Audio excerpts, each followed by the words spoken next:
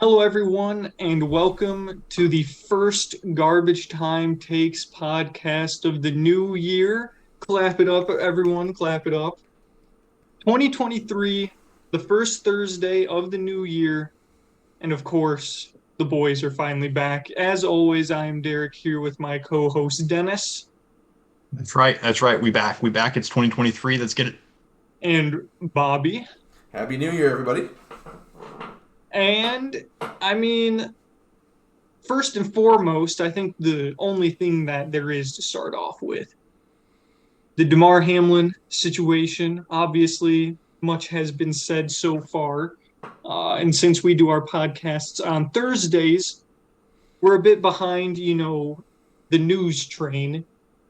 But the advantage of that is we get to be on top of the most recent breaking news with Damar Hamlin's condition, which is that he's writing.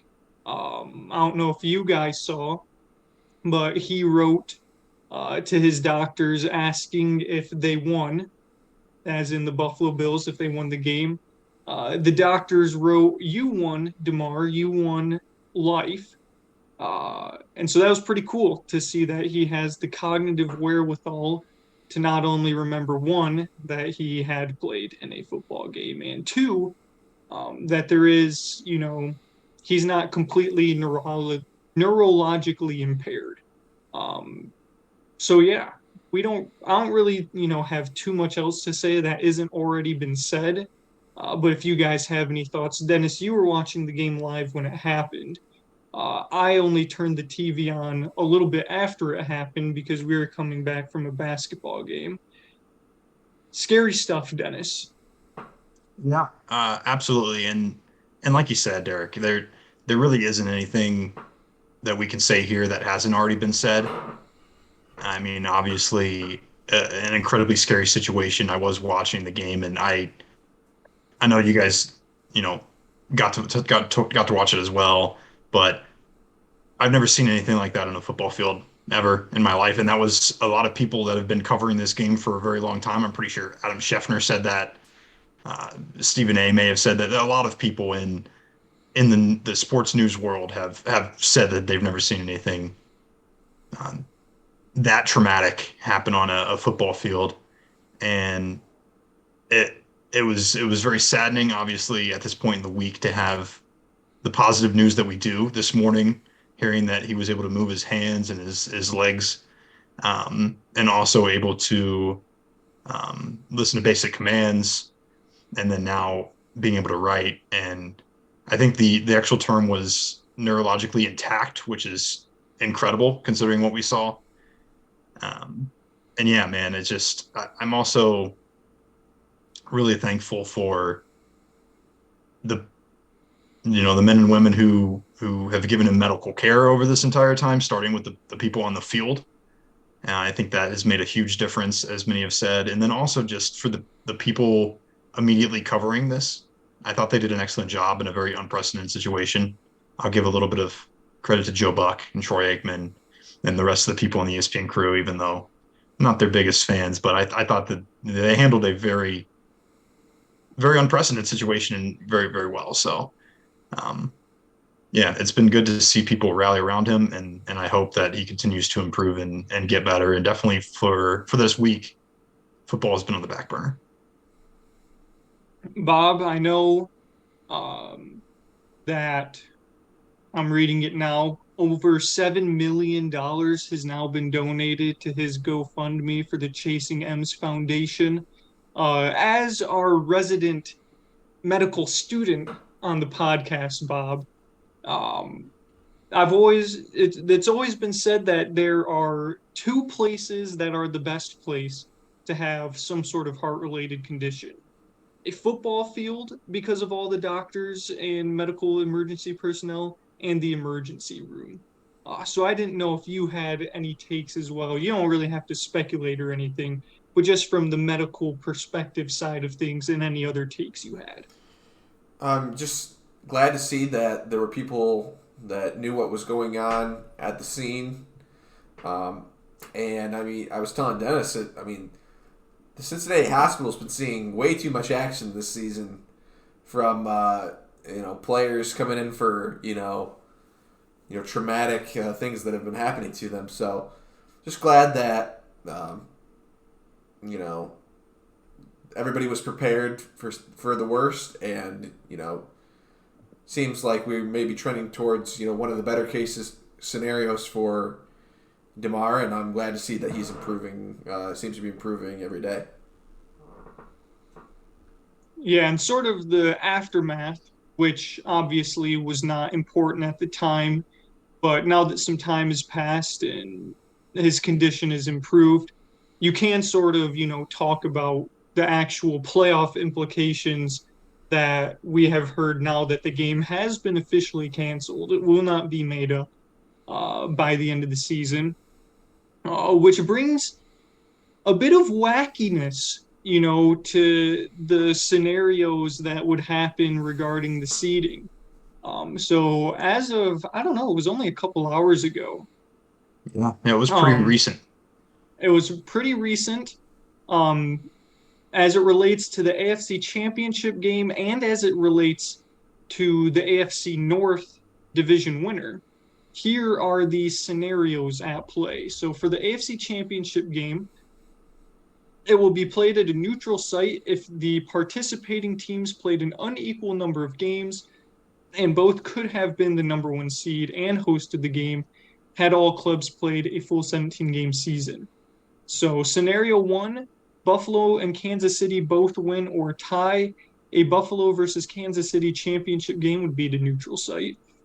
If Buffalo and Kansas City both lose and Baltimore wins or ties, a Buffalo versus Kansas City championship game would be at a neutral site. And then for scenario three, if Buffalo and Kansas City both lose this week and Cincinnati wins, then any championship game involving Cincinnati would be at a neutral site in the AFC Championship game. Additionally, if Baltimore defeats Cincinnati in Week 18, it will have defeated Cincinnati, a divisional opponent, twice, which I believe Bob predicted would happen earlier in the season. Bob always a strong proponent of the Ravens and the R word as it pertains to the Cincinnati Bengals. If Baltimore were to defeat Cincinnati twice, they will not be able to host a playoff game because Cincinnati will have a higher winning percentage for a 16-game schedule than Baltimore will have for a 17-game schedule. So if those two teams were to play a wild card game, the site would be determined by none other than a coin toss, which would be truly epic. So those things will have to be voted on by the owners. So yeah, just absolute wackiness if Baltimore were to pull off an upset. Here's the thing: you're not going to have to worry about that last situation anyway. So that doesn't matter. But the AFC Championship game stuff is truly wacky, and I'm still kind of sorting through this. I had a chance to look at it briefly before we started recording tonight, and I think you laid it out there really well in terms of the scenarios at play. However, I don't understand why we're not just doing the seeding based on winning percentage. Like, why do we need to get this complex? What's the purpose of this complexity? I understand, like, we didn't have the chance to play the game and potentially get the one seed, but like, I just felt like a tie would be easier. And I don't like the neutral site. I just don't like the neutral site idea personally. That's my take on it, because I think there should be a home field advantage. So are you willing, Dennis, to sacrifice the Cincinnati home field advantage and give it to Kansas City in an AFC Championship game? Is that what you're saying? Yes, we beat them there last year. Yeah. I'd rather do that than a neutral site. Nobody wants neutral sites. Neutral sites suck. Neutral sites suck. Nobody can go to the games. It's split. There's no energy in the stadium. I would rather be in an energetic stadium for the other team than I would be in a neutral site. I mean, that's very bold, Dennis. It'd be interesting to see what the neutral site would be. Would it have to be a neutral site NFL stadium equidistant from both teams? So let's say it was Buffalo and Cincinnati. Imagine if they played Same that game energy at Ford Field. That would be sick. That would be sick. everybody knows the crowd at the Super Bowl sucks. Like the actual crowd, because it's all the people who live in whatever city they're in, LA, for example, who have Well, millions of dollars and just go but don't even care about football, or fans from both teams who just split the stadium in half. well, to be fair, Dennis, the LA Rams don't really have fans, and so I know, but talking. it wasn't just last year. It wasn't just last year. I don't know that Tampa Bay Super Bowl was pretty nuts, if I remember correctly. There was a very strong Tampa Bay home crowd for the Super Bowl. But again, that's kind of comparing apples and oranges because the Super Bowl and an AFC or NFC championship game are two separate things. There's already supposed to be an inherent sort of equal playing field for the two best teams of each respective conference. So a neutral field there makes sense. No, I understand why the Super Bowl is. I'm not saying change the Super Bowl rules. Like that doesn't make any sense. That's I what mean, it I wish you sounds could like, play it. Dennis. Bob, that's wish what you it could sounds play like it. to me. I mean, I hey, wish you could play if like he wants to go, if he wants to go to Buffalo or go to Arrowhead or whatever it is again and tempt fate again, then That's right. They have to play us. good for him. They have to play us. Not advisable. Not advisable. We're better prepared for the cold weather than Buffalo is anyway. Well, that's the thing, though. There would be a home field advantage in that game since we played an equal number of games, I believe, correct? If it were a Buffalo-Cincinnati AFC championship game, Buffalo Cincinnati would just be whatever it shakes out to be. So, like, they would probably host it unless we win this week and they lose this week. Yeah, then the only team that complicates it is Kansas City. That's the only team that complicates it. Because they could still theoretically drop out of the 1 seed had we not been able to finish the football game on Monday night. Yeah, and if Kansas City wins and Cincinnati and Buffalo both lose, then it doesn't really matter. Really, it just comes down to, because how many games are you behind Kansas City? A game and a half. We were going to have to beat Buffalo, beat Baltimore, and have them lose to the Raiders. That was our situation for getting to the 1. Yeah, so really, if the Chiefs were to win and Buffalo lost, it wouldn't matter.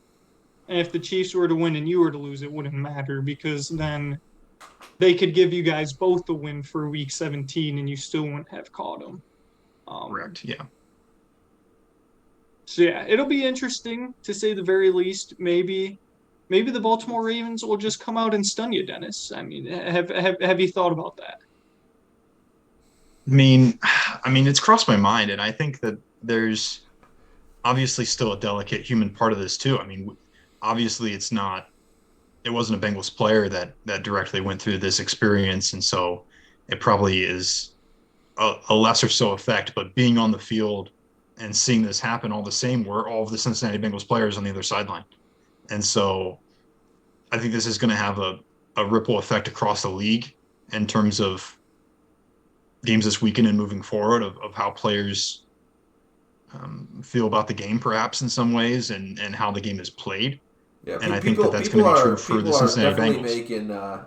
People this week will definitely be making some business decisions if things are, honestly, I mean, based on what game they could be playing in, and you can't blame either of those teams, especially those two teams, but any teams, people for being being rattled. I mean, that's a fellow NFL brother out there that went through something, and it's kind of everybody might be going through the what if that was me kind of thing. Obviously that could be a very normal thought process to go through. So, obviously like we said when we started this segment, nothing's more important than DeMar's health, but hopefully, everything, the show will kind of be able to move on in a sense, and hopefully it, the Bengals are able to move on, appropriately in their next game. Not to get too sidetracked here, but I heard this today, and it just speaks exactly to what you're saying. And I heard this on a podcast. They said the next snap of football will be the scariest one we see, probably have ever seen, and as fans, and that's even more true, I think, for the players. The next, and hopefully over time we don't have another traumatic situation like this arise, and things can sort of go back. But I mean, it's fair to say that these players are going to be rattled, especially Buffalo and Cincinnati players who were there and experienced this, but I think around the league. So, yeah, well put. And as far as the Bengals go specifically, I think it's going to be a challenge to get up and say, let's go hit people and let's go. I mean, not that it was a bad hit even, but just to see that happen on the football field is going to be in the forefront of your mind. And so to go play a physical football game, a physical aggressive game is going to be a challenge. Yeah, you gotta feel for him. That's for sure. Other AFC playoff scenarios. There is one spot left for the wild card and one division winner to be named. We'll start with the wild card just because that's the alphabetical order of the article I'm looking at. We've already talked about the Bengals. They clinch an AFC North division title with a win over the Ravens. The Dolphins clinch a wild card berth. Sorry, I'm pretty sure we've clinched the division now, technically. Oh, do you have the division now, technically? Because Baltimore needed us to lose to Buffalo. Gotcha. So in terms of, it's technically now a 1.5 lead. I believe. Okay. Well, there you go. Bengals backdoor their way into the AFC North, just like another Ohio team backing into the playoffs. The Dolphins have a chance to clinch the wild card if they can beat the Jets, and the Patriots lose to the Bills. So that's their situation. The Patriots, aforementioned, with a win over the Bills, or a Dolphins loss to the Jets, a Steelers loss to the Browns, and a Titans loss to the Jaguars. So pretty much the Patriots are winning it. They're in a win and they're in scenario.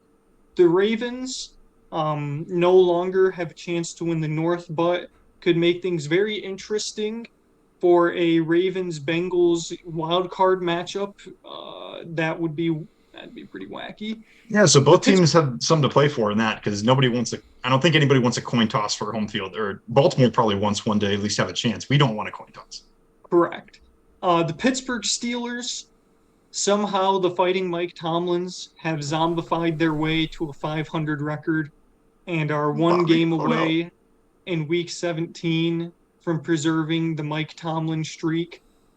They will clinch a wild card berth if they can beat the Browns, and as long as the Patriots lose to the Bills and Dolphins lost to the Jets. So they need a win and 2 losses from the other wild card team. And then last but not least, the Jaguars and the Titans will be playing Saturday night for the AFC South division. The Titans' only chance of getting into the playoffs is by winning against Jacksonville. And Jacksonville does have a way to backdoor in if the Steelers, Really? Patriots, and Dolphins all lost. So that's the way the AFC is shaking out. Do any of those games stand out, and are any of you rooting for anyone in particular to get that last wild card spot? We'll start with you, Bob, because we know who you're not rooting. Oh, I'm not rooting for the Pittsburgh Steelers, and I hope the Cleveland Browns schmuck them this week. Or the Patriots just go ahead and take care of business. But preferably the former, because y'all know that I've been pulling for this under 500 business since it was, it looked like it was an open and shut conversation. It really did at one point. I mean, things were looking just disgraceful for the Steelers. Dennis, as an AFC North avid watcher, will be able to testify. But unfortunately, Lamar Jackson got hurt. And you can never count out Mike Tomlin. I mean, golly. I mean, it's nothing really against Mike Tomlin. It's just more the fact that why did the Steelers get to go like 4 million straight seasons without ever knowing what it's like to be a below 500 team? Correct. Maybe I wouldn't be salty if I was actually a fan of an annually good team, but as a fan of an annually bad team, I despise the Pittsburgh Steelers. Bob, you know what makes it all worse before Dennis jumps in, No. and I'll give him a chance to, sort of talk about this point as well because it directly involves his team. If the Bengals would have just won in week 1, we wouldn't be in this situation. But they folded like a steel chair and missed kicks to win the game multiple times. So thank you, Dennis. You remember why, that happened, Derek. Don't leave out Because the our long key snapper got snapper hurt. Yeah, and Screw shoot, your long snapper, Dennis. Go back and listen to the podcast. Go back and listen to the podcast after week 1. I talked about it in very good terms and laid out my thoughts exactly. It's on the coaching staff and the rest of the Cincinnati Bengals to not have somebody in the building who can long snap in an emergency situation. That was dumb. But the fact of the matter is that is a fluke scenario in which if you play that game 99 more times, we win all 99 of them. So, I mean, just throw that out of the picture. Of course, I always want to beat Pittsburgh. And speaking to Bobby's point, I despise Pittsburgh. I absolutely despise them.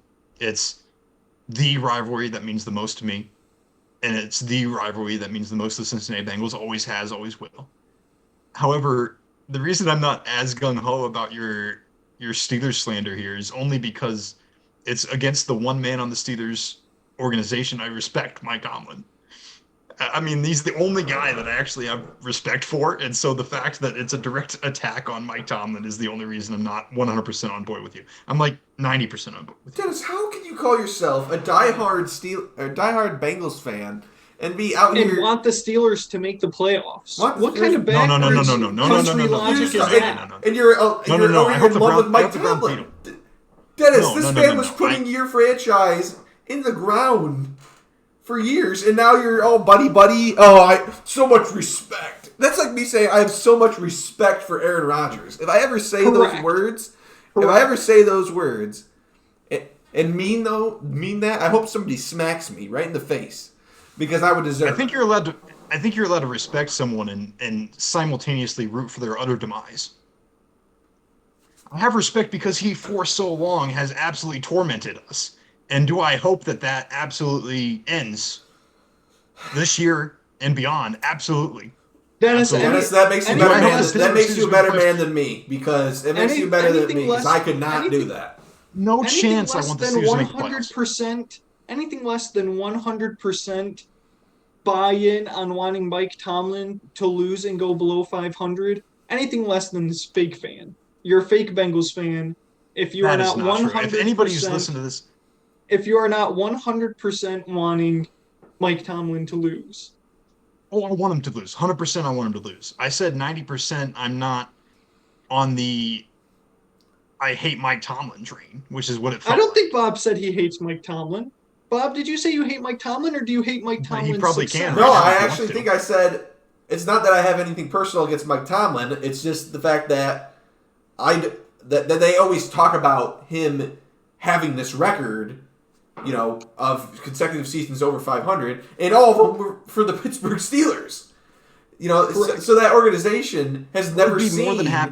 I would be more than happy for Mike Tomlin to finally go under 500. I would be more than happy for that, and especially if it means he doesn't make the playoffs, because they don't deserve to be in the playoffs this year. Let me tell you that right now. Derek already alluded to it. Bobby alluded to it. I've watched a lot of this team. They don't deserve to be in the playoffs. They've had a carousel at quarterback. Najee Harris has underperformed. Deontay Johnson can't score a touchdown. The defense has been okay, but without TJ Watt for a good part of the year, they pretty much sucked. But they still beat you in week 1, Dennis. And so that's why we're in this situation. They beat us in week 1 for so many reasons that I've explained a million times. But once again, if you're not tired of hearing it, TJ Watt absolutely dominated us. Joe Burrow hadn't played a snap in the entire offseason because of his stupid appendectomy. In overtime with like 2 minutes to go, yes. It was like next to the last snap of the game, yes, he got hurt. We missed about 4 or 5 kicks at the end of that game because we couldn't get a snap on the ground before McPherson tried to kick it. We missed an extra point in that game that would have won the game after Joe Burrow threw 5 interceptions. So, which is uncharacteristic, and I don't think he's ever done it, actually. Maybe once his rookie year. Dennis, speaking of Evan McPherson, he is 22 for 27 on the year for field goals. Can his regression be due to him watching the Super Bowl halftime show last year instead of being with his team? And, I Your got to caution thoughts? you there, Derek. I got to caution you there because correlation doesn't equal causation. I mean, we've how many times have we heard that? It does not equal causation. I don't know what his regression is due to. I really don't. I can't tell you, but it is regression, unfortunately. I mean, Money Mac has been not quite as money as he was a year ago, which, 37 for he's 41. human. He's human. 37 for 41 on extra points, Dennis. Just barely swimming above 90%. Yeah. I mean, he's missed some things that you just don't expect him to miss after what we saw last year. There's no hiding that. I still think he's one of the better kickers in the league, but he's not. I mean, he was trying to push for that elite status rather quickly after last season. Yeah, it's not quite what we've seen out of him this year. So there's some regression there. I don't think it's directly due to him watching the halftime show, though. No. Interesting. I just wanted to throw that out there. Cleveland, Yeah. Cleveland, please win this week. Please. Thank you. Cleveland, this That's one's all, that's all I got to say. Cleveland, show up. By the way, I never got to actually answer the question. If I get to pick a team, it's the Miami Dolphins. Okay. I would be okay with the Patriots, but I'm pretty tired. I'm more tired of Bill.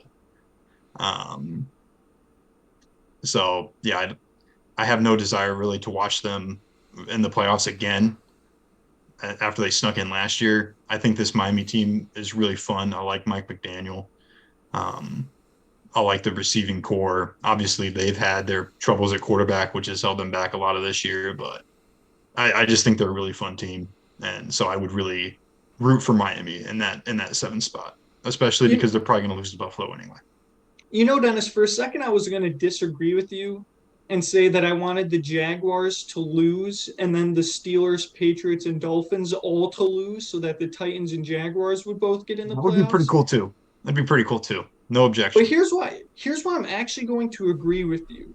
The other part of me initially disagreeing was because I don't want to see Tua in the playoffs because I think he blows. But what better time would there be for the Miami Dolphins to have an existential crisis at quarterback if the Dolphins were to make the playoffs and then Tua would look like straight dog cheeks and they get absolutely blown out. So now I'm with you, Dennis. I hope they make the playoffs and then the Bills beat them like 40-17 or something and Tua throws 4 picks. Because I also have a vendetta against the Dolphins for blowing the game against Green Bay and putting Detroit in the situation they're current. So yes, I will actually agree with you. Regardless of Mike McDaniel, regardless of their receiving core, I just want to see Tua get exposed again because he's buns.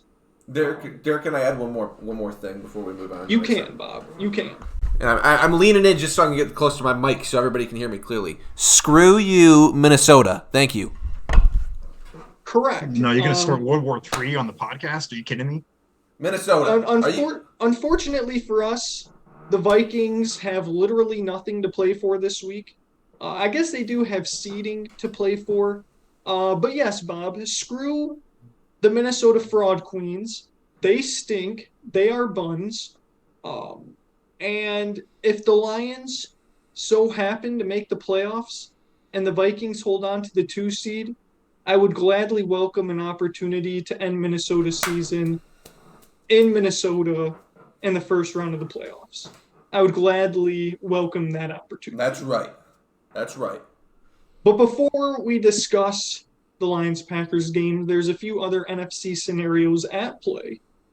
The Philadelphia Eagles, because Jalen Hurts got hurt and Gardner Minshew has gone 0 for 2 in the meantime, they are at risk of losing the number 1 seed in the NFC.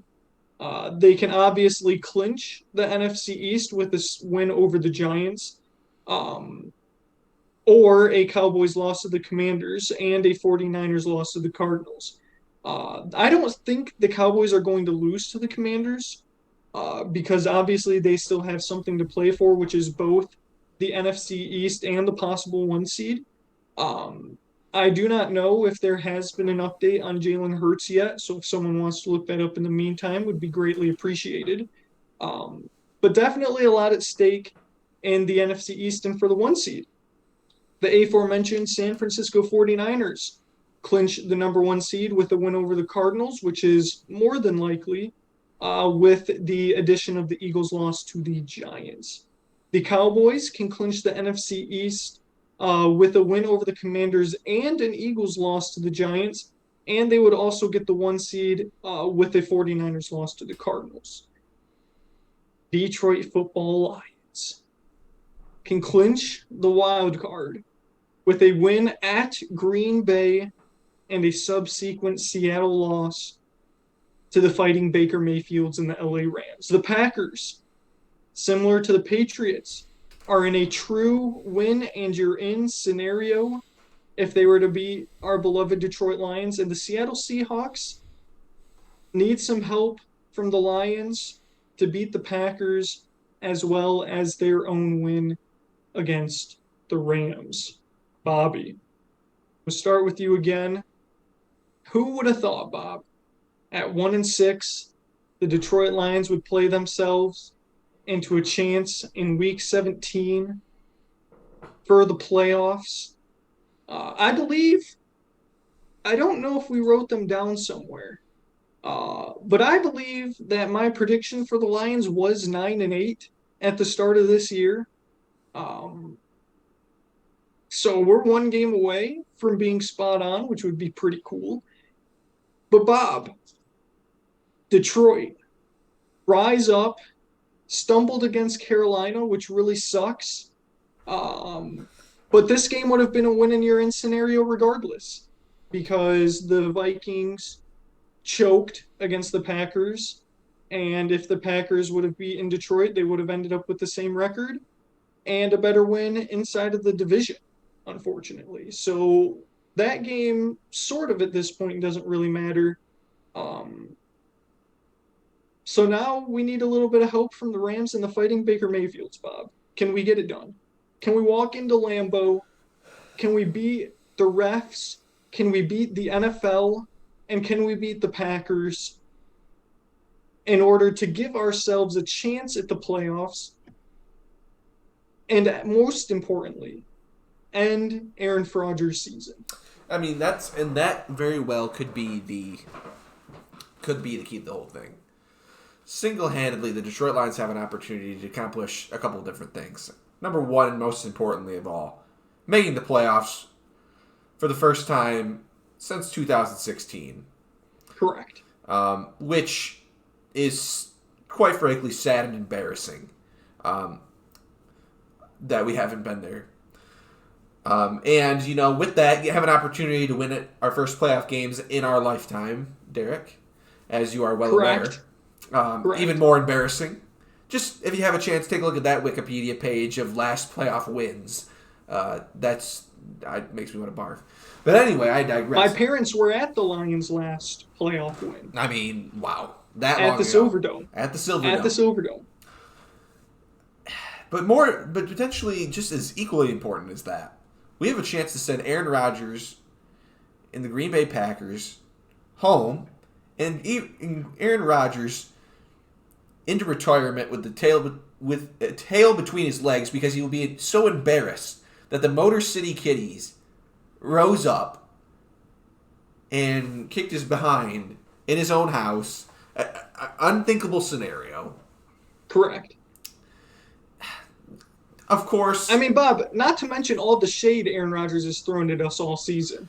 And that's Remember when he said you can't lose to that team? Do you remember, Bob? Because I remember. I remember. And guess what? He already did lose to that team once this season. So I'm sure the bad man will be back looking for his revenge. But guess what? You know that this Detroit team is going to be fired up and ready to go. There's no way that I can see at this given moment in time that the Detroit Lions come out and lay an egg. Regardless of the Seahawks result. Even if the Seahawks were to pull it out, which I am hoping against hope that they do not. And I hope my man Shake and Bake Mayfield will have something to say about that. But this team knows the hatred that the Detroit Lion fan base has for that team up in Green Bay. And they know just what has been said about them. They know that there's no respect anywhere for this team in this division. And they've got to go earn that respect up at Lambeau Field. And I think they got out of bed. I'm very concerned about what you already mentioned, Derek. The NFL has already given us a primetime spot. Are they hanging us out to dry? Are they going to hang us out to dry with the referees and any other, acts during this game? Because we've seen what can happen when there's meaningful games on the line. This Detroit team has been pretty good at avoiding costly penalties throughout most of the season. They have. Which is uncharacteristic because normally, they're getting flagged left and right, and especially when there's any sort of rubber needing to meet the road, they're consistently getting flagged. But as any Detroit Lions fan is, we're 100%, without any doubt in my mind, backing the Detroit Lions this Sunday to get it done. Will I be disappointed if we don't make the playoffs? Absolutely, I will be disappointed if we don't make the playoffs. And that's kind of why I'm on. The if we don't, the season's kind of a failure kind of thing. Because Bob, we tripled our wins from last year if we win. Tripled. I'm aware. Tripled, I was Bob. I was right Tripled. there on the optimism train. I was right there. Potentially the most. They were 1-6. Had the highest expectations for this team. I was riding with them back when they were wrote off completely in the pick'em. They cashed my $25 bet on the over for the win total. Thank you, Detroit. But as everybody knows, with this team, having a 500 record with this team is never guaranteed. Having any meaningful games in January with this team has never been guaranteed. I hope we're changing that. I hope we're changing that. I hope that narrative is done, and next year we're setting the bar, and we're just going to try to exceed that bar next year. But I'm going to need to see it next year before I'm going to give this team any sort of extra slack. But, dang it, go get the job done against Green Bay and let the chips fall where you may. Don't leave any gas left in the tank. Everybody knows what's on the line. And as I said twice earlier this season, and I'm going to say again, this is the Super Bowl for the Detroit Lions. Super Bowl 1.0 was against the Eagles week 1 in a standing room only crowd. We were this close. We were that close. Super Bowl 2.0 was when we played Aaron Rodgers at home, and we got it done, but once again, by this much. Super Bowl 3.0 is this week, because nothing else matters except beating Green Bay.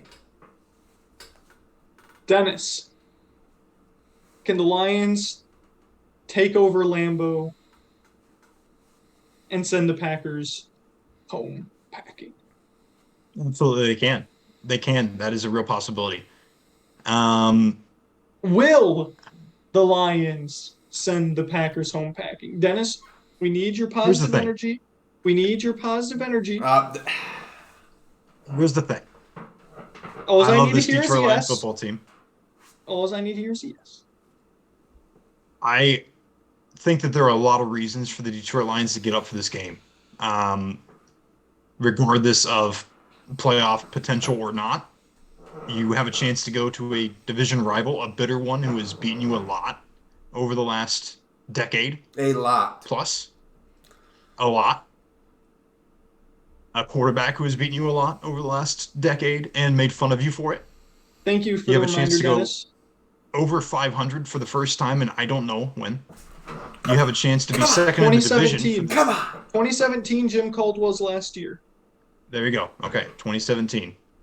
Second in the division for the first time in, I don't know. That is important. I want to thank you for bringing that up, Dennis.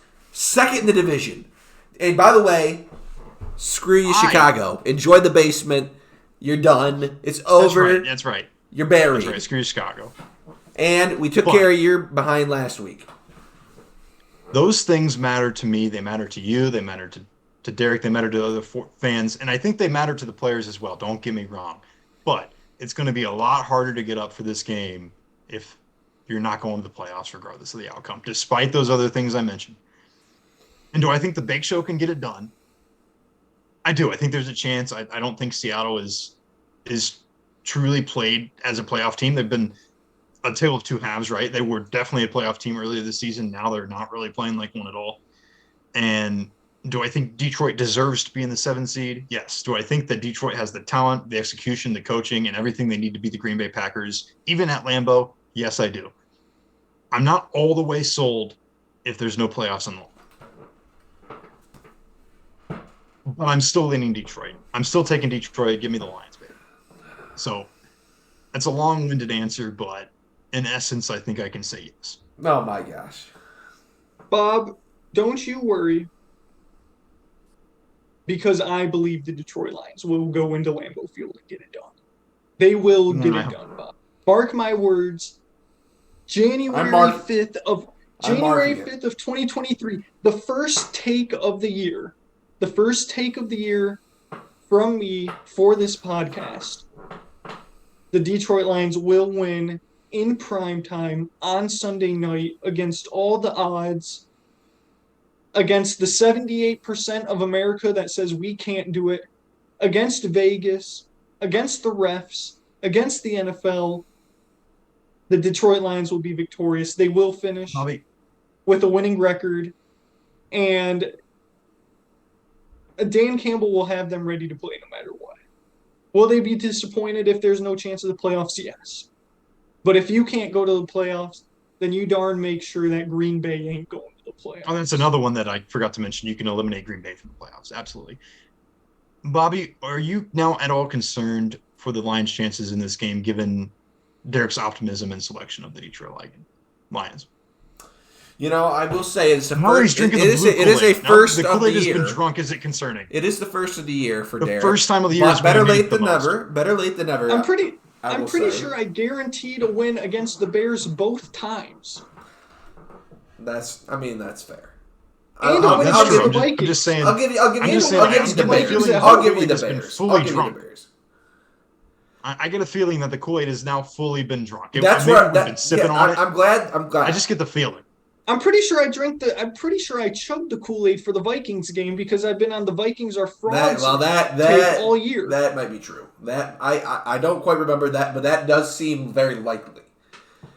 I mean, it's I just just think that there's it's any just bad mojo gotta going on. be. You can answer the question however you want. It's just gotta be done. It has to be done for my sanity's sake. This team has to beat Green Bay. I mean, I've been 2-0 and can't lose games of the year. 2-0. I had the can't lose game of the year against Chicago the first time, and we won barely. After I nearly threw in the towel for the entire season, I did throw in the towel after halftime. I remember that very vividly, but they got it done. Game of the year, can't lose game of the year 2 was against Green Bay the first time. I said we couldn't lose that one. And this is can't lose game of the year number 3 right here. 3-0. We're going for it. I mean, it will be done.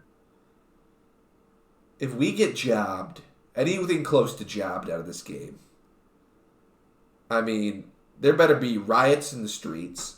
I mean, there better be havoc because this is I can't take it anymore. I can't take it. You know what's actually kind of funny, Bob, is that all the games the Lions have won, all I've seen is other teams' fans complain about the refs and how it was rigged. And I'm like, how are you going to possibly rig a game in the Detroit Lions' favor? That just doesn't happen. No. But I think with the Lions being on Hard Knocks this year, they've probably saved themselves from being jobbed. I can't really remember us getting jobbed all that much this year, to be honest. I don't know if you have any specific instances But I don't ever really remember us getting jobbed. There were a couple bad calls in the Cowboys game, I think, where it felt like we were getting jobbed in Big D because we always get jobbed in Dallas. But I truly believe that the Lions will get it done. Brand new Lions, Bob. Brand new Lions. It's great to see us finally getting a game that's not at 1. Correct. I mean, come on. What do we got to do to get a game that's not not go 3-12 at 1? and 1. You got to play the Green Bay Packers with them having a chance to go to the playoffs, and correct, maybe yes. that's what you got. Apparently. I mean, I hope. I'm going to be keeping an eye on what the Chicago Bears schedule looks like next season, because if they have a game that's not at 1 o'clock, I'm going to be yelling that the fix was in, because this is ridiculous. Derek, I actually think. Go ahead, Bob. Go I ahead. was going to ask you one question about this game before we probably move on, but Derek, what do you foresee Jared Goff is going to do in this ball game? I know you're That's a loaded question. I know you're a perennial hater of Jared Goff, but you have guaranteed at this point that the Detroit Lions are going to win this game. So Yes. what is his contribution Just enough. going to look like? What is his contribution going to look like? It's going to be another classic Jared Goff, 6 air yards per attempt on average, 10 yards a reception average, a touchdown, no interceptions, because Jared Goff can't play very well in the cold. So he'll do just enough to win. I'll tell you this much. Jared Goff is either going to win or lose us this game. That's as simple as it gets.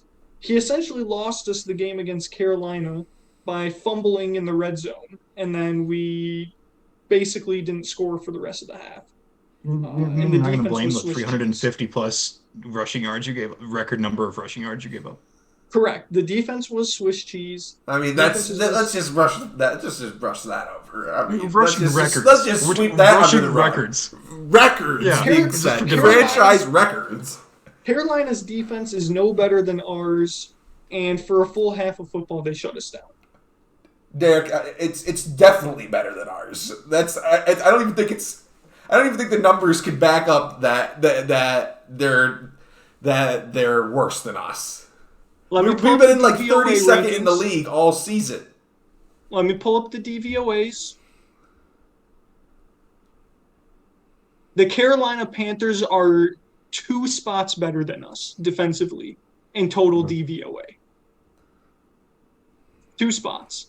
But what about like all the numbers that they always show on the screen at every single game? Okay. Like scoring defense, like all that. All right, give me 1 second. NFL's team opponent points per DVOA game is a good statistic though. Thank you, Dennis. Thank you. I respect the decision to go with DVOA. It's pretty much all encompassing. It's pretty much the best statistic because it accounts for like all of the variables. Because yes, correct. Detroit gives up 25.7 points per game, and Carolina only gives up 22.9 points per game. But the Lions in their past 5 games have given up 10 points, 37, 17, 23, 14. A lot of those defensive woes come from the 38 points given up to Philadelphia in week 1, the 48 points given up to Seattle, the 29 points given up to a bad New England team. But yes, so in terms of scoring defense, Detroit is 29th, Carolina's 22nd. I'll look at yards. Wait a second. So it's 29th versus 22nd is what you said? In scoring? Scoring. Okay. All right. Passing defense.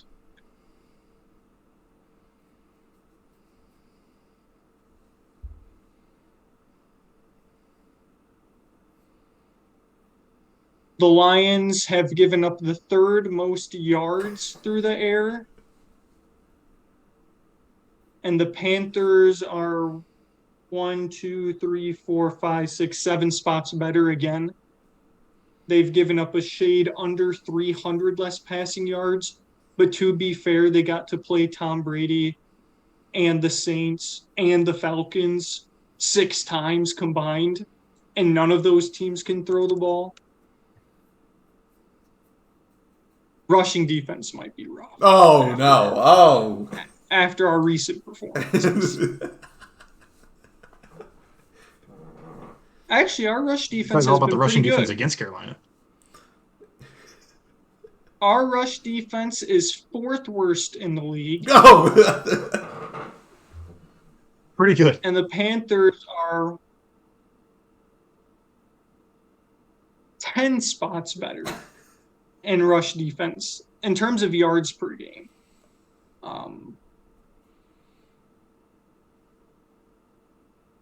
But again, the NFC South plays no offense whatsoever, so it's kind of skewed in that sense. That's why I like DVOA better. Thank you, Dennis, for pointing out that DVOA is the superior metric. You're welcome. Respect. But yes, it's not like the Panthers are world beaters defensively, and Jared Goff could not keep up in what amounted to a track meet. So, yes, I do have my qualms about Jared Goff playing in the cold, in prime time. But we'll see.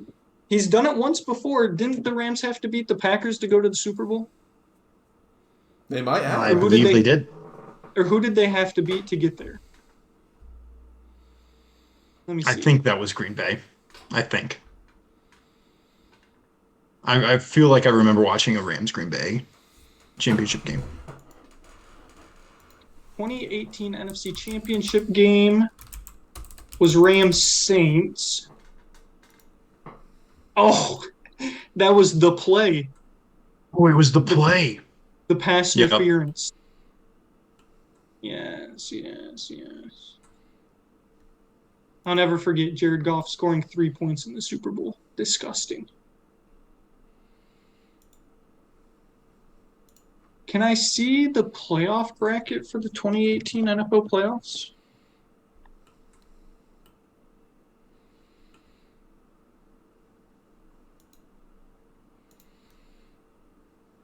Oh, I guess the Packers didn't even make the playoffs that year. Darn it. Fudge.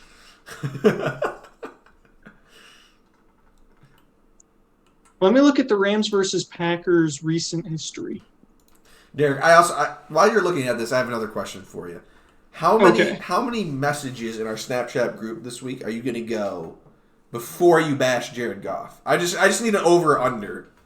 You know, I'm not Dennis. Maybe I'll get your outside take. I'll get your outside take. I'll set the over under at 1.5 messages that Derek goes before bashing Jared Goff. Where are you at right now with that?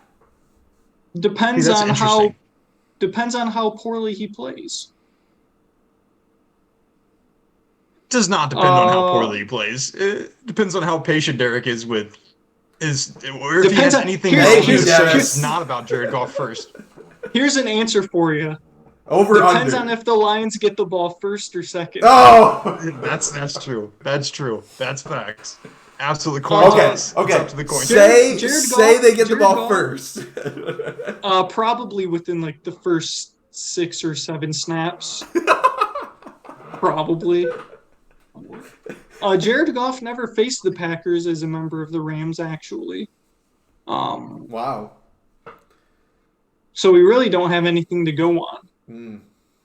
unfortunately. But Man, Bobby, we should have been doing this segment all year. I know. This should have been a routine segment on set the line. Set the Actually, line I don't on know. Either that or the number of messages that mention Goff in a negative comment. What was the Over week? under. Was it like what week was it, Dennis? But it was like 2 weeks ago, maybe 1 or 2 weeks ago, where you and I were talking, and I went through and counted every You did. single message that Derek had sent, where it was like not You like took out a whole rant. yep.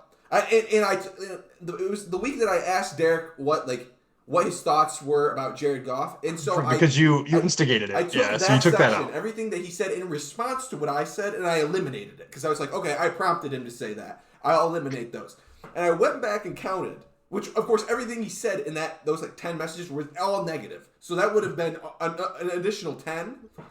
And I think it was maybe like 17 messages. I was just about to say 17. 17 I think that was the messages number that he sent that were every single one of them were negative. And so I was like, okay, well let's go look for the positive. Let's see how many positive messages he sent. So I gave him a half for the positive messages because he said something along the lines of Jared Goff, that was a nice that was a nice throw by Jared Goff, but it was like a ducktail spiral and looked terrible out in the way. So it was a compliment, but it wasn't really. It was like a backhanded negative comment in the way. So I only kept the numbers for that week, ladies and gentlemen. But you can get a sense of what we're dealing with here in the chat with Derek Rizio and Jared Goff talk. Dennis, you can elaborate as a third party non-Lions fan. Oh, this is all true. It's hilarious, and I want to give Derek a chance to speak and defend himself here. But I just also want to know, and you can correct me if I'm wrong, Bobby, that I believe I was keeping track, and about 15 of those 17 net messages were in the first half, and I think Derek just got tired. I think he just got exhausted. He probably just put down his phone and was done with it. Because if it was the Carolina game, yes, I quit watching the Carolina game at halftime. Which I don't blame you on that front. I don't know if it was or not. I don't know if it was the Carolina game. I can't remember. But I just remember you were going through them, Bobby, and I was like, it's 2:00. It's 2:15, and we're 15. It might have been the Jets game. It might have been the Jets game because Jared Goff did not play very well against the Jets. He did just enough to win. It might have been the Jets game but that was I will say an hour into this game. Derek Rizio is in rare form against Jared Goff. I mean, I don't know what this man has done to hurt Derek so badly, but this man is just going in. And it's not nobody. It's I'll not even open the Snap group until 20 minutes into the game. This is just all Derek, no responses, just unsolicited. Negative comment, negative comment, negative comment, negative comment, and then I'm like, okay, well let's look for the comments about the Civ defense, which has already given up how many points. Those do come in. Those come in occasionally. How many times have I called Aaron Glenn a fraud this year? Many. Those do come in occasionally. Many. But you would think that our offense was actually our defense, based on the amount that Derek comments about how bad Jared Goff is. Man. Because the amount of times that he comments on how bad Jared Goff is how bad he should be commenting about our defense. I mean, let's not forget when I counted the streak. Every single possession that went by where the Lions did not force a punt, that spanned multiple weeks and multiple games and multiple quarters where the Lions would not force a punt. But yes, Jared Goff has drawn my ire more often than he has not. Way more often. And if you would like to know why that is, I would. I highly recommend reading my article from last year detailing why Jared Goff can be our quarterback for next year, but why I don't believe he's the quarterback for the future. So visit the Garbage Time Takes Wix website. Bob, did you have to draft JJ McCarthy? That would be pretty sick. Bobby, there's a ton. There are a ton of good draft prospects in 2024. There's a lot of good guys coming in the draft in 2024. Caleb Williams will be a 2024 guy. Bo Nix will be a 2024 guy. This is all assuming JJ declares next year, obviously, but he would be a 2024 guy if he declared as a junior. Bo Nix will be a next year guy. Who else? Jackson Dart will be a guy next year. There's quite a bit of talent. Sam Hartman transferring from Wake Forest to Notre Dame this year, although I wouldn't want the Lions to draft him. But just another quality quarterback option. There's a lot of quality quarterbacks next year, and an even greater number of elite quarterback prospects next year compared to this year. It's literally just C.J. Stroud and Bryce Young. And if I've said it once, I've said it 1,000 times. Ohio State quarterbacks bust out continuously in the NFL. So they'll have to prove it to me before I endorse any of that nonsense. Because like you said, Bob, the defense is what has held this team back all year. So if they can draft, Jalen Carter, Will Anderson, Kelly Ringo, literally, they just need a playmaker at all three levels. They have Aiden Hutchinson and James Houston. The problem, James Houston, a NFC Defensive Rookie of the Week, James Houston. He may have even been Defensive Player of the Week. I'm not sure.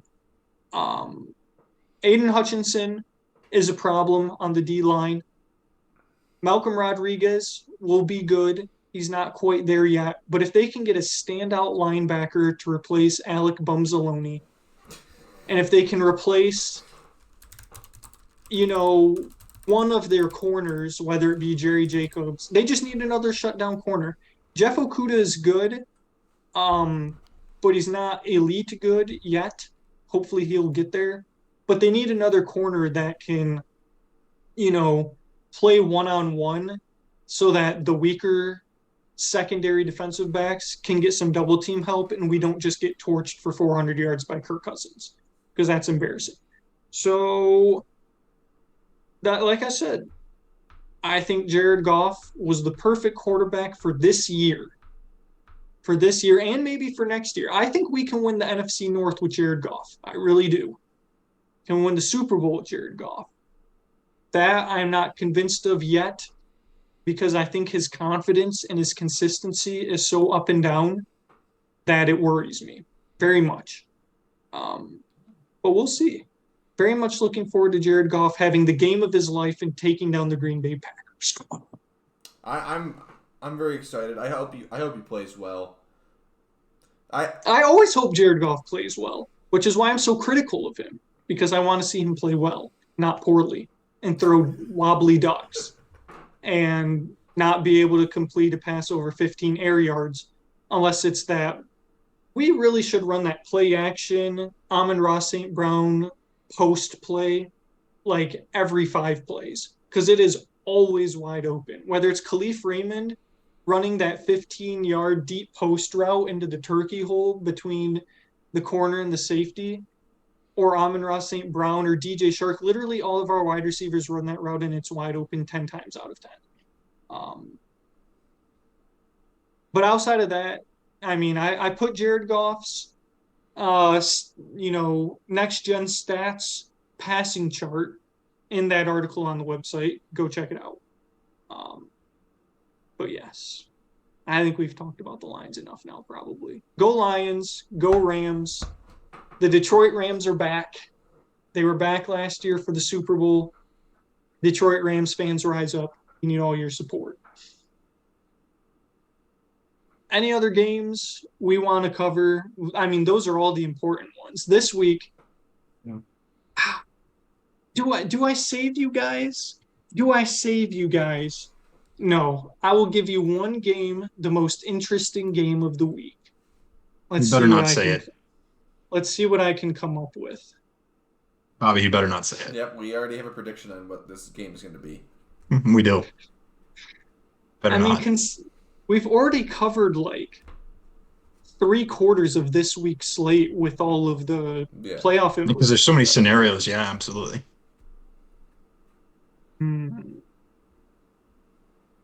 There's one that looks real spicy.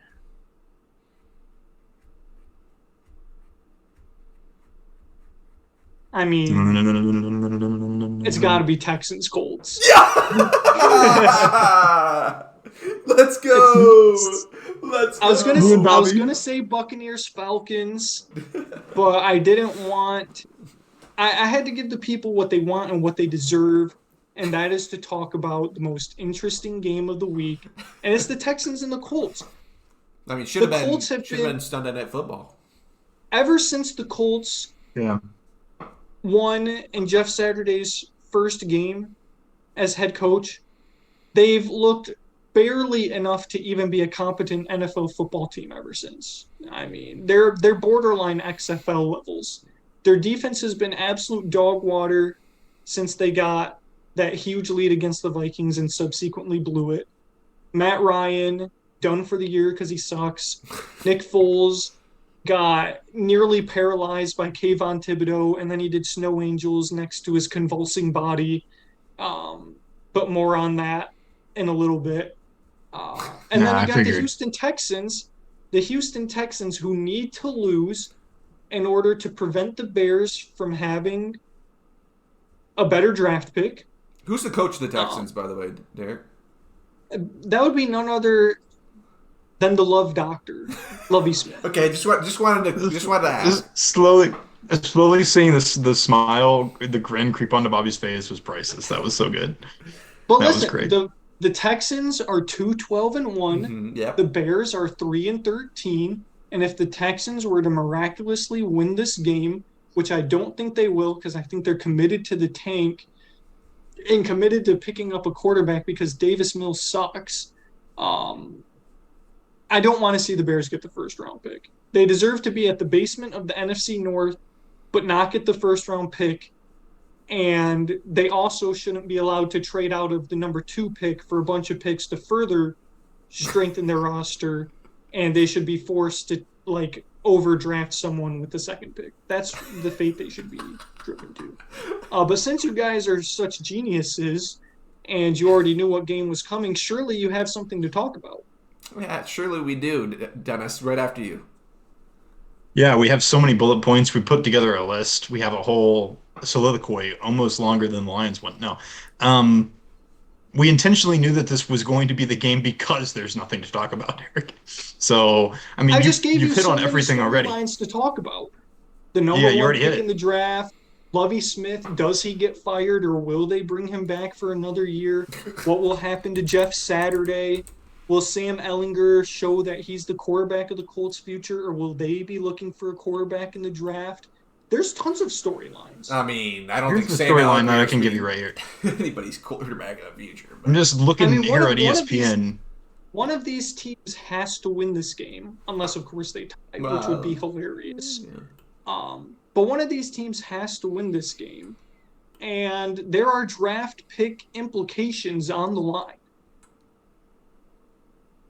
Yeah, I mean there are, and you could go watch it for the low price of $11. That's what I'm looking at right now. That's the storyline for me. That says it all.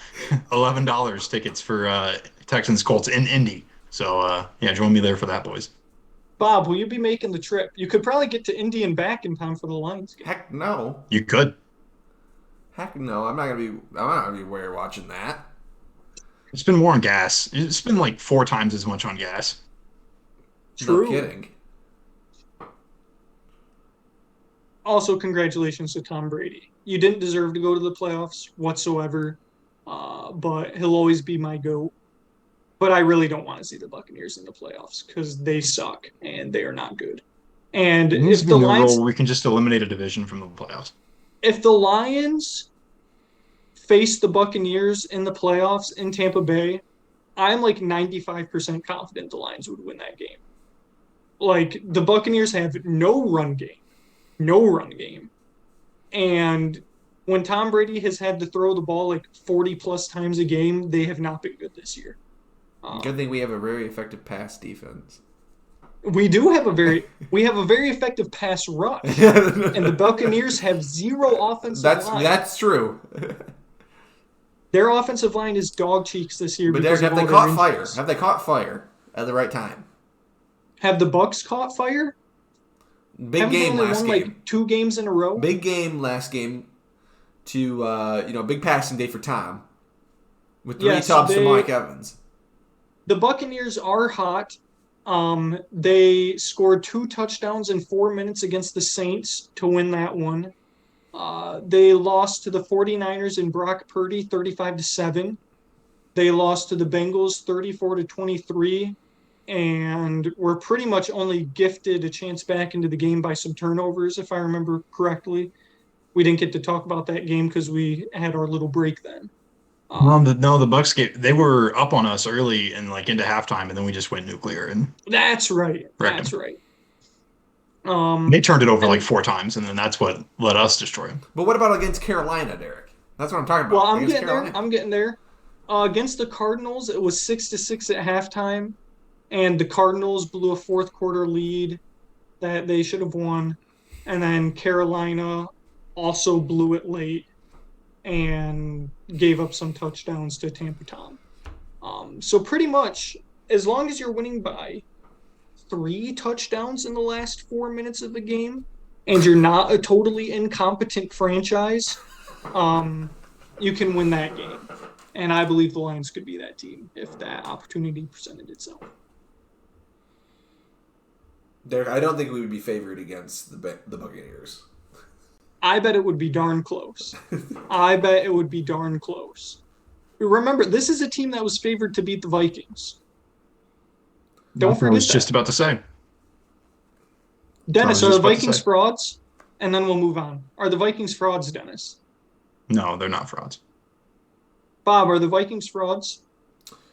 Yes, and I've been hearing quite a bit on national media about how they are like everybody and their brothers coming to say that nobody's afraid of the Vikings.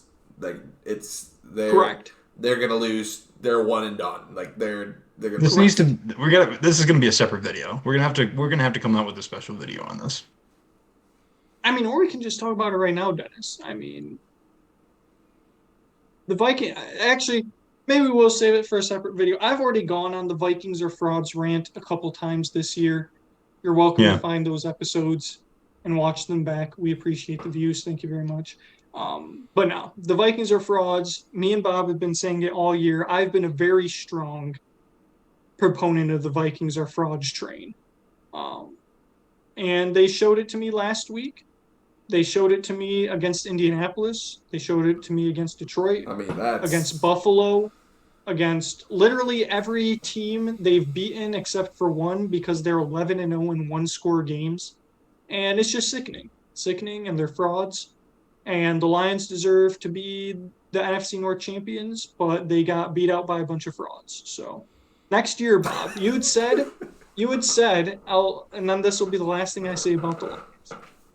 You had said next year that you weren't cutting them any slack. Dan Campbell, I don't know if you saw his comments from, I think they were late last week. It might have been in the Monday morning press conference after the win Sunday. Said that the vision that he and Brad Holmes share was that they would be competing for the NFC North in 2023. That was the vision they set out. Come on. That was the vision I set out, was that 2 years, rebuild, retool, identify your weaknesses, and then really start gunning for it in 2023. And he came out and flat out said that they want to be competing for not only division titles, but home playoff games. Those were his words, Bob. So no we're excuses. coming. No excuses in 2023. Bet the over on the Lions win total for next year. It'll probably be 10 wins. They'll hit 11. They'll be an 11-6 team easily, if not 13-4. I'm just calling my shot. Wow, mark it down. Did I- Now we're January 6th here on the East Coast. 13-4, Derek. Bob, Potential January 13 and 6th, 4 from never the Detroit forget. Lions. Don't forget Never it. forget January 6th, Bob. No, don't forget it. Let me see. Let me add it to that August date that I have all of our other hot takes on.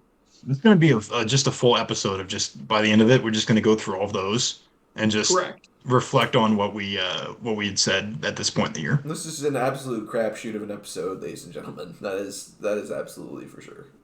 Yeah, yes. Let's see. Derek said on January 6th, in parentheses, never forget, That's the Lions will be 11-6 easy and maybe 13-4. Done. our other predictions for that day, if you guys were curious, I declared on December 1st of 2022 that UC will. Oh no, Dennis declared. Dennis declared. He attempted to rescind. We are I did not letting attempt him to rescind rescind. this. We are not letting him rescind. Let it be noted that I attempted to rescind. Dennis declared December 1st, 2022 that UC will be middle of the road and bowl eligible in the Big 12. I declared that Colorado will be bowl eligible the week before that.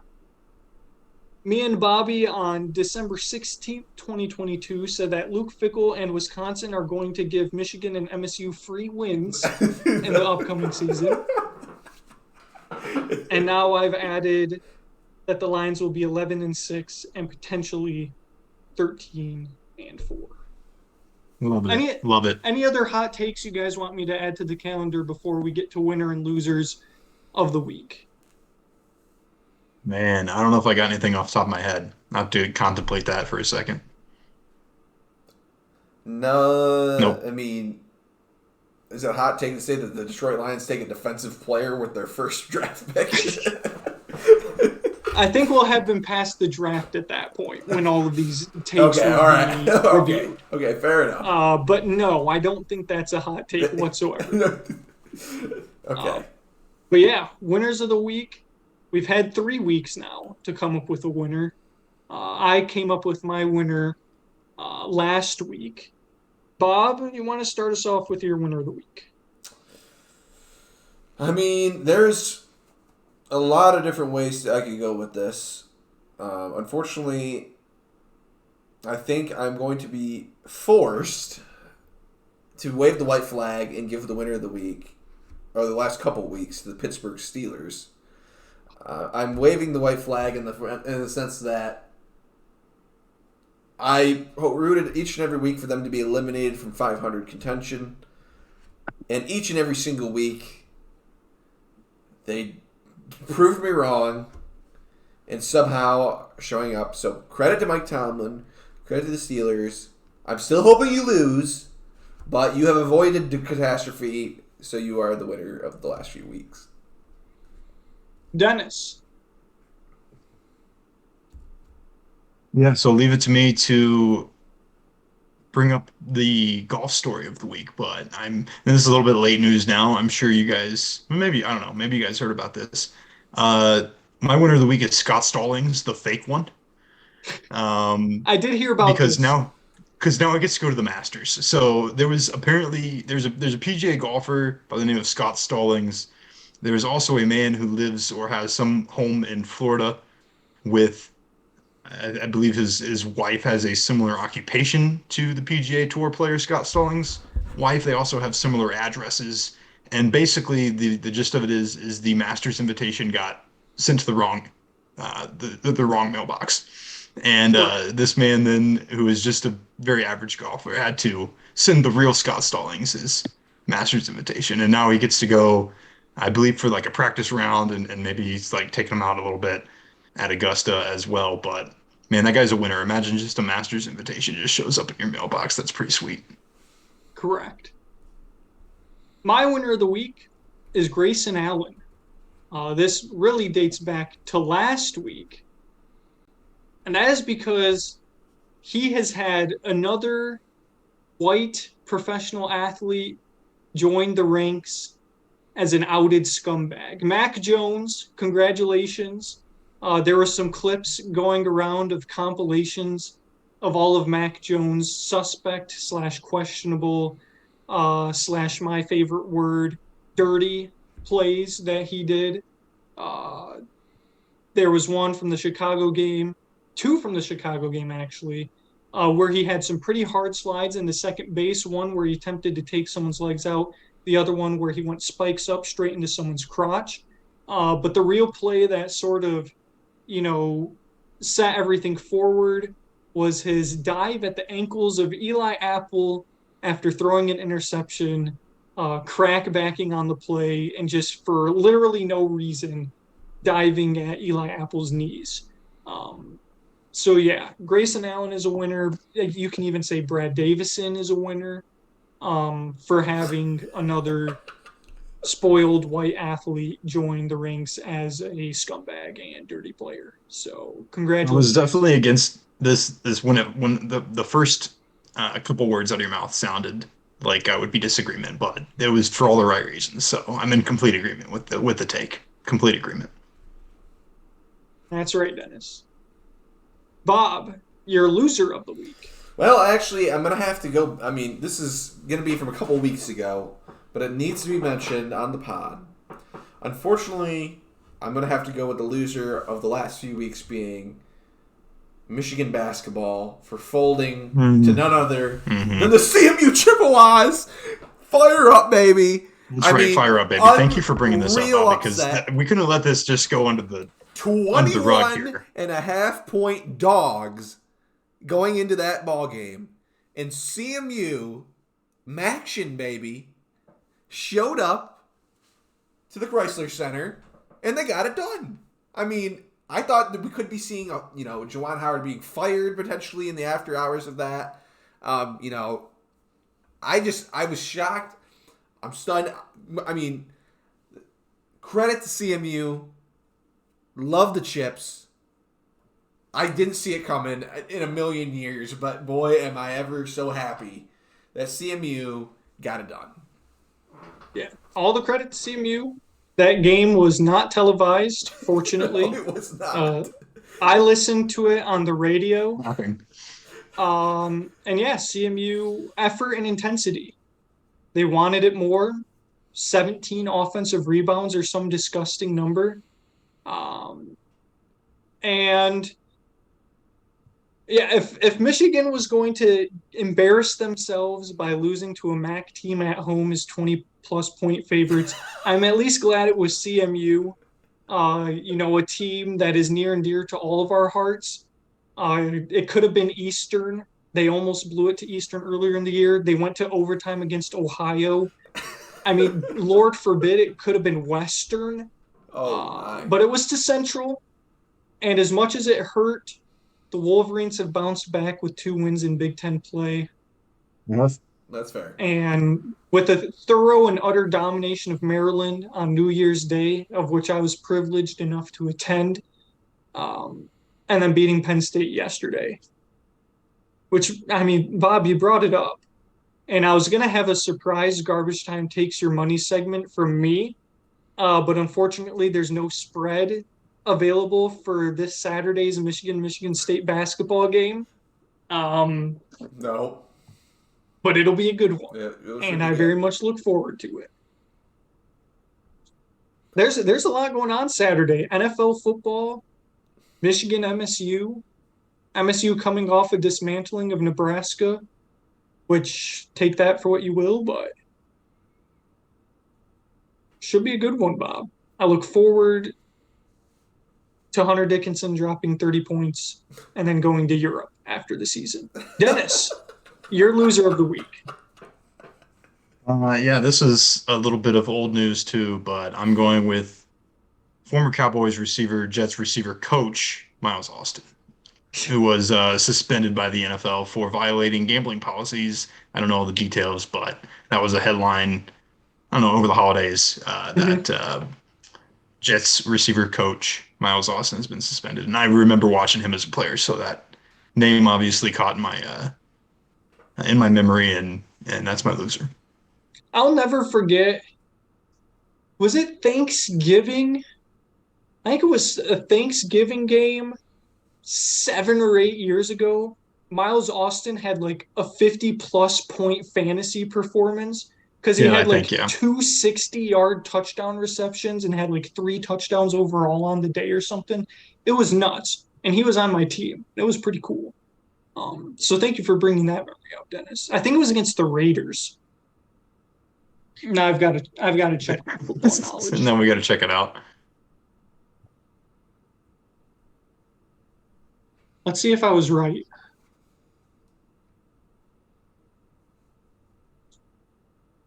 All was against Kansas City. October 12th, 2009. 250 yards receiving and a 60-yard tub. That was an awesome day. Thank you, Miles Austin. My loser of the week, and I have a couple honorable mentions too. Um, yeah, screw it. Pete Rose, loser of the week, for placing the first legal bet in Cincinnati for the Reds to win the World Series. Pete, if you're watching this, you can just send that money to me, because it's better in my hands than it is the sports book. Um, we hope that Pete Rose eventually gets into the Hall of Fame one day. But yeah, that's just a blatant disregard for the financial value of money. Um, just a complete That disregard I for agree with. monetary value. Pete Rose, just give me the money next time. That's all I gotta say. No, I mean, here's the thing. The only reason I'm going to say that he's not a loser is because it was clearly a gimmick, and if it wasn't, then he's definitely a loser. It was clearly just a stunt for, I'm gonna place the first bet in Cincinnati. I've got to do it on the Reds. I have to. I don't have another choice. It unfortunately came at a time in which that is a losing proposal, practically guaranteed. So yeah, I mean, I see where you're coming from, but I hope I at mean, least not that was just completely a stunt. not just the first bet in Cincinnati, Dennis. The first bet in the state of Ohio. That's correct. Yes. What he Pete should have Rose, quote, I don't know a darn thing about odds. Go Reds, go Bengals. End quote. he should have taken us to beat Pittsburgh on opening day or something. You need to find that line and just Reds money line against Pittsburgh on opening day. That's a fine bet. That's a fine bet. Any World other Series, what are honorable we doing? What are we doing? any other honorable mentions from you guys? Because I got a couple. I don't Not personally. I. Dennis, I'll give you a hint. Baseball. It's another baseball related one. Very big saga. For losers? Involves a star shortstop. Oh, the Correa stuff. Carlos Yeah. Correa. Yeah. Because he can't pass a physical, right? Is that Correct. the issue? That's the big thing. Yes. I think it's his ankle. Um, the Giants voided their contract literally the Yep. day they were going to announce him. The Mets found the same. We can assume it was the same red flag that the Giants found, and they've been in a standstill ever since. And he's still not signed. And I think the Mets were trying to work in some clause where if he specifically like injures that specific injury again, they can void his contract and not have to pay out the rest of the guarantee or something. So very interesting situation, but Carlos Correa is a loser because he can't pass a physical because his ankles suck. Situation. Honorable mention winner, Chicago Cubs. Signed Dansby Swanson They against did. all Yeah, I odds. sent you guys that. In my own face. I mean, I came on the podcast and said that there was I no said shot. let's track it back to the last time we had a show, and Derek said there was no chance. The three of us don't have me and Derek don't have a good track record with saying there's no chance of things happening because it's just been poor. It was reverse psychology, reverse karma. And then that's what it was. Yeah. And then the Cubs went out and signed Eric Hosmer, which was huge because one, we lack left-handed bats, and two, we lack even like mediocre production at first base. Would I have rather paid Anthony Rizzo? Yes. But Eric Hosmer is a significant upgrade from what we were fielding last year at first base. So we'll see if there's anything else. Another honorable mention loser, Logan Paul. I don't know if you guys saw, but he's been indicated in a crypto scam, and he hired a bunch of scammers to run his crypto scam, and then he got scammed in the back and made no money from it, because all of the people who were running the whole operation, all the scammers were scamming each other. So yeah, Logan Paul, fat loser, crypto zoo. You can look it up if you want to, look more about it. I think that covers it for all my honorable mentions. Right bench baller, and then we'll get into garbage time takes your money. Dennis, we'll start with you since we've started with Bob for the last couple. Who is your right bench baller of either this week, last week, or 2 weeks ago? Yeah. So we're looking at last week's NFL games. It feels like, to me anyway, a bit of a century ago, given the events of Monday night. Just to think about what happened Sunday is kind of a blur. But Jarrett Stidham, Yeah. who came in for Derek Carr and Honorable started mention over Derek loser of Carr. the week, Derek Carr. Derek Carr, that's another good honorable mention loser. Stidham 365 through the year, 3 touchdowns. The Raiders almost beat the 49ers and would have, I believe, kept their playoff chances alive, which would have been hilarious. So, yeah, Jarrett Stidham absolutely balled coming in for getting the start over Derek Carr this week, which that's a whole nother saga, but definitely Derek Carr, also honorable mention loser. Before you go, Bob, just because it came to me, honorable mention loser Nathaniel Hackett for getting fired before the season ended. Honorable mention winner, Denver Broncos fans. Correct. I mean, very true. Bob, you're a right bench baller. I'm going to go with none other than a game that just occurred a couple of days ago, MSU versus Nebraska. And we're going to go with none other than backup forward Jackson Kohler, who had 10 points on 5 of 5 shooting off the bench for the Spartans as they went on to wipe out the Cornhuskers. I've really liked Jackson, and He's talented. I expect big things for him. And I don't really hear people talking about too much, but I always certainly pay attention to his numbers like every game. So I was really excited to see that, he had a great night shooting the ball, and expecting much more.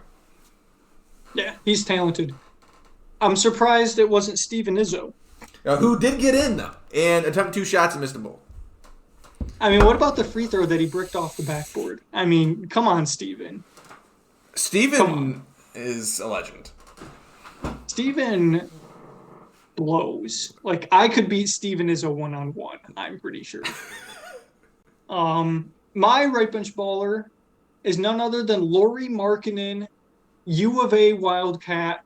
Yesterday against the Rockets, he dropped a fat 49 bomb in a 131-114 win, 6 of 15 from 3, 13 of 13 from the line, added 8 boards, was 15 of 27 from the field, got a ride with the Wildcats. Not to mention his near buzzer beater. Who was that against? The buzzer beater that didn't count, where he threw up a Dirk fadeaway from the 3-point line. The Kings, I think, because De'Aaron Fox came down, hit the actual game winner, but Lauri Markkanen caught a football pass in the corner and nearly won them another game. Derek, who's been riding the Lauri Markkanen bandwagon for like 7 years and try to try to tell you not to sleep? Derek was snoozing. I'm going to say Bobby Upler has been riding the Lauri Markkanen bandwagon. Love to see it. Bear down, Bob. Arizona Wildcat. Got to represent. Honorable mention winner Sadiq Bey for hitting the game winner against the Warriors. Correct. That was pretty sick. Correct. That's correct. Very cool. Bob, before you give us the garbage time takes your money pick, we have to go all the way back to the Commanders-Giants game. Sunday Night Football from 3 weeks ago. The Commanders were 4.5-point favorites, and the over-under was 40.5. The Giants won that game, so that's already a loss, and the under also hit for that game. Dennis, me and you went 0 for 2.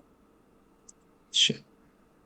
Bob went 2-0, taking the Giants and the under 3 weeks ago. Come on. So Bob snaps an 0 for 4 skid. He's now 4 for his last 8 after having a real rough stretch of going 1 for 10 at one point. And 3 of 16, excuse me. Bob, what you got for us? Very interesting week. We did talk about a Texans, lot of Colts. Colts. We talked a lot about a lot of these games kind of already, but I think this one's going to be interesting just because of where the line's at. I'm gonna go with the Giants and Eagles this week But Bob, why do you have to keep picking the dang Mm. Giants and the Eagles? because these lines are so interesting, and the games are always close. Where's the game? It is in at the Eagles this week.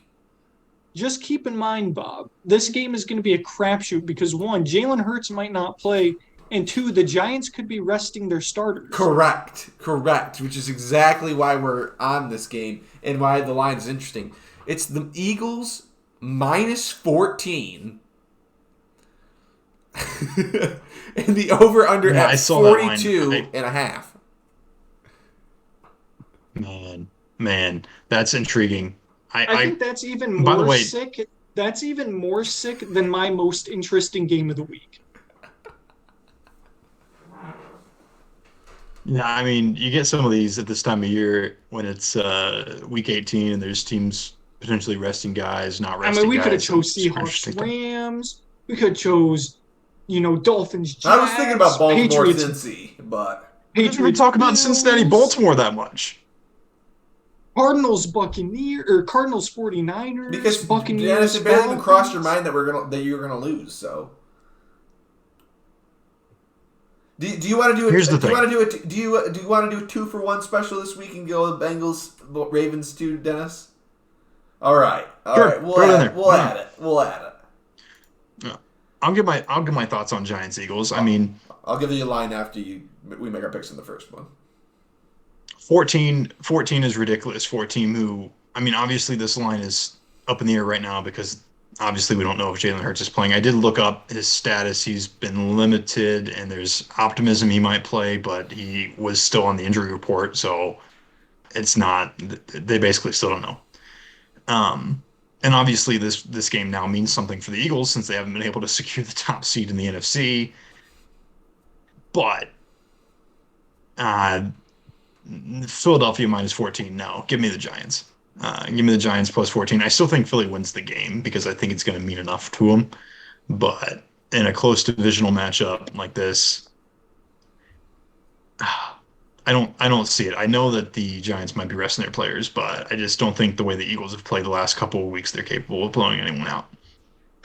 And then I think I'm going under here because I don't see a lot of points being scored in a more backup-driven game.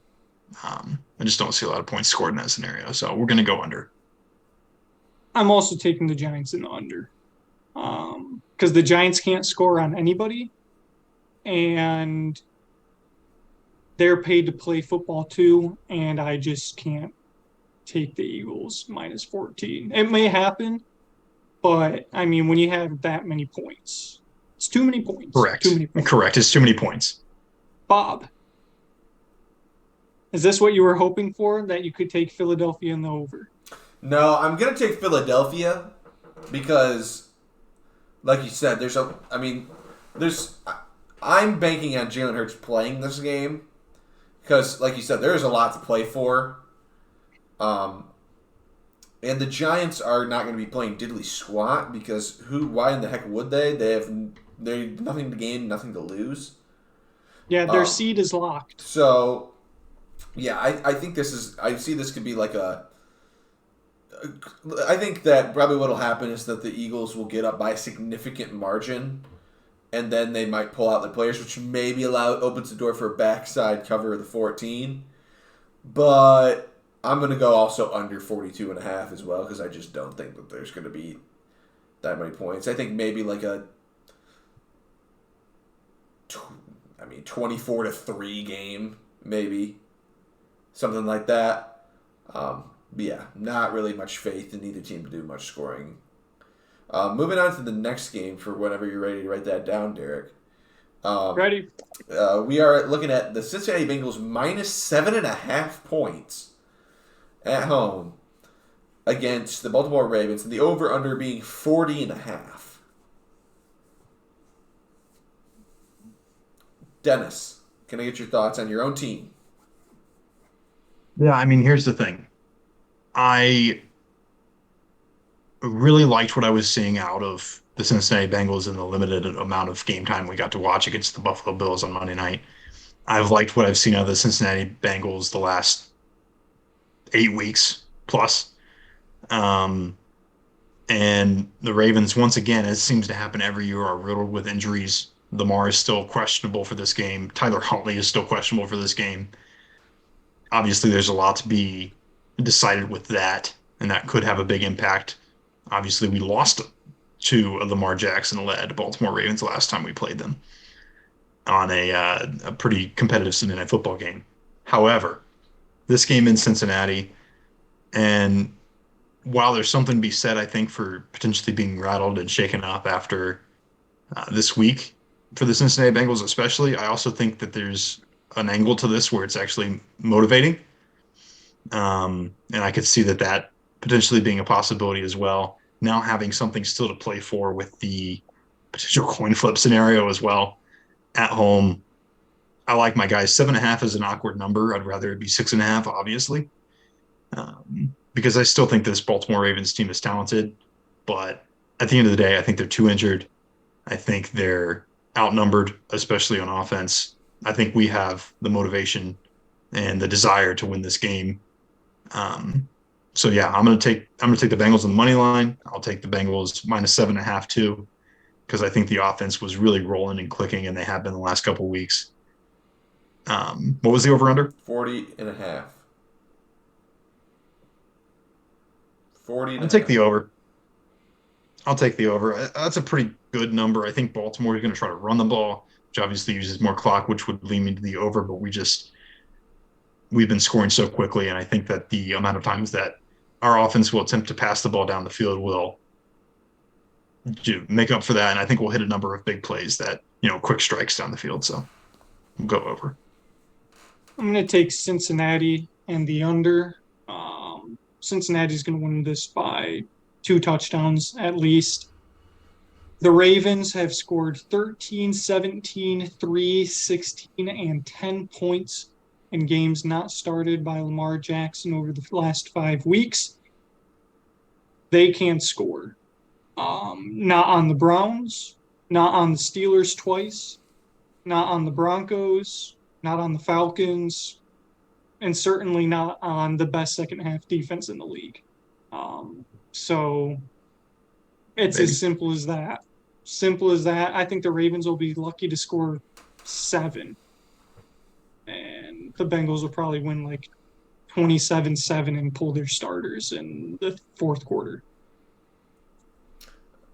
I'm going 24-14 Bengals, giving them the Bengals covered -7.5 and under 40.5. Right along with Derek. Yeah, no, I'm very close to doing that as well. I'll stick with the over just to be a little bit contrarian, but I could see the under in this game, absolutely. We good All for the right. shout-outs? Yeah, we're good for the shout-outs. Alrighty. At Garbage Time Takes on Instagram, at Garbage Time Takes on Twitter. Of course, thank you for tuning into our video. Please be sure to like, comment, and subscribe, and check out the link to our website in the description of this video. Couldn't have said it better myself. Thanks again so much for watching and joining us. For the first episode of the new year, we look forward to making many more as college basketball picks up and the NFL season starts to wind down. So, without further ado, we'll see you next week, and thanks again for watching. In 3, 2, 1. Peace. peace. Peace.